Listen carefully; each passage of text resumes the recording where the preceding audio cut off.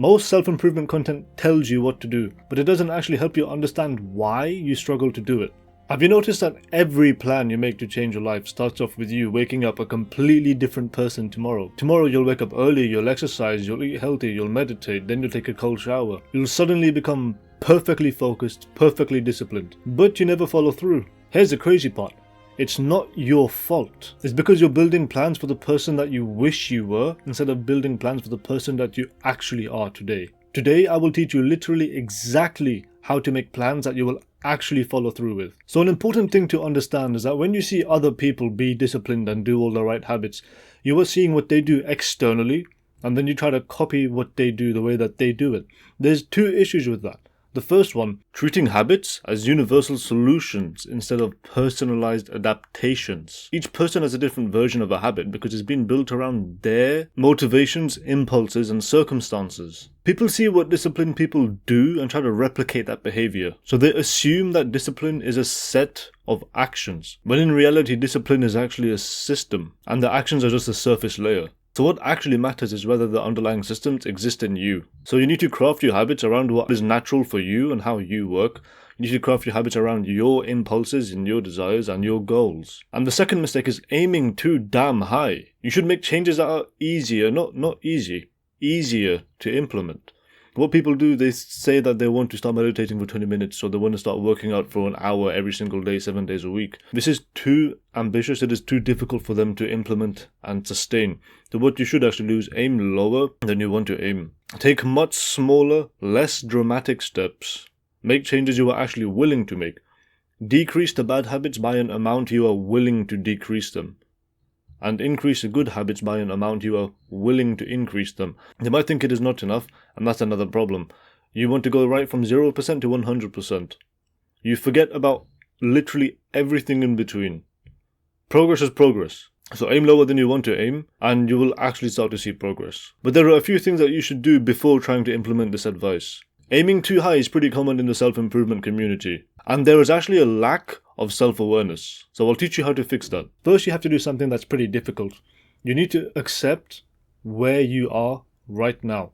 So if you are less disciplined than you want to be, accept that you are less disciplined than you want to be. So it sounds wooey and not particularly concrete, but it is a first step to truth, to accept that you are more flawed and imperfect than you might care to admit.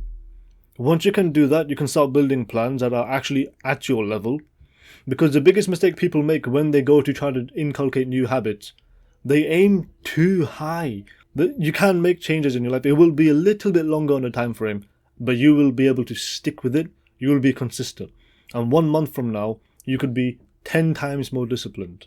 And when people try to do small and imperfect steps, they will make a common mistake. They will do it once, so meditate 10 seconds, and then tomorrow they will go for 20 seconds. And then the next day they'll go for a minute, so on and so forth. What you should do is go insultingly, humiliatingly small. So what I mean by that, if you want to start meditating, you meditate for 10 seconds a day for a week. If you exceed that target, then you have exceeded the target. Do not move the target higher than how it actually was. So the target stays for 10 seconds a week, and then next week, you increase it to 30 seconds, let's say. And then you keep the target at 30 seconds until you consistently exceed that target. So I actually generally find that there are two types of people when it comes to making changes. Some people make big, huge changes very, very well. And some people are the 1% better type. I personally am more of a big, sudden change person. Many people work better from doing 1% every day because it is much, much easier. And the other thing that stops them is being impatient. So when it comes to making changes, we generally want to be very, very quick, make the changes very quickly, become a better person in 1 day. This is unrealistic, this is unsustainable. It is important when making changes to prioritize sustainable changes. Now, generally people that watch these type of lectures are people on self-improvement, but they are people that struggle with self-improvement, and they believe that struggling to do all these good habits are bad. And because of that, they develop a lot of shame. Now, shame is a paralyzing emotion, and shame acts like a broth for all of the other negative emotions. It holds and cooks the other negative emotions. It acts as an undercurrent that will keep you stuck. So, last thing you need to do actually is forgive yourself for being imperfect, and forgive yourself for screwing up. And it's very, very important. I understand that this sounds kind of wooey and okay, I'm going to skip this part, but it is very, very important to forgive yourself of the shame, because it makes the transition so much easier. It rids yourself of all of the negative emotions, this entire rush of negative emotions that comes every time you think about making the changes. And you might fail at the change, even if you do it really, really small, you might fail. What is important is that you keep trying. So you should forgive yourself because you have been trying to achieve your goals the wrong way. The process of change is slow, difficult, painful, and full of failure. But over time you'll change. If you enjoyed today's lecture and found value out of it, please leave a like and subscribe. I'll catch you on the flip side.